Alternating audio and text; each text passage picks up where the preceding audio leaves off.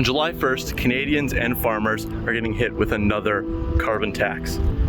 On July 1st, Trudeau's government in Ottawa is bringing in their second carbon tax through clean fuel regulations. And by the time this carbon tax is fully implemented in 2030, it will add about 17 cents to the price of gasoline and 16 cents to the price of diesel.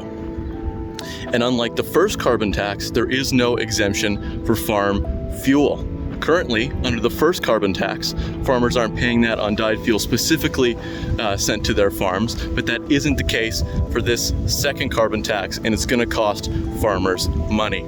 Let's take a combine for an example, a very important piece of equipment that can fit over 1,000 liters of fuel. If we take that 16 cents a liter that it's going to be, a farmer could be expected to be paying $200 every single time they fill up that piece of equipment in just carbon tax. And as we all know, farmers don't just use one piece of equipment. There's tractors, there's sprayers, and there's everything else that farmers need to use. And now come July, there's going to be a carbon tax on that fuel.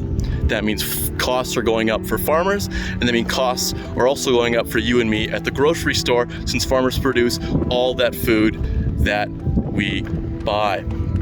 And it's not just us hurting. Farmers obviously want to be competitive with their product, but say we go a couple hundred kilometers down south, the farmers in North Dakota aren't paying this carbon tax, and that means their costs are lower than Canadian farmers, and that puts them at a disadvantage. This second carbon tax is unacceptable to taxpayers because it's increasing the cost of gas and groceries, and it's unacceptable to farmers, making their operations more expensive when they're just trying to make ends meet. That's why the CTF is calling on the federal government to cancel the second and first carbon taxes to make life a little bit easier and stop increasing the cost of gas and groceries.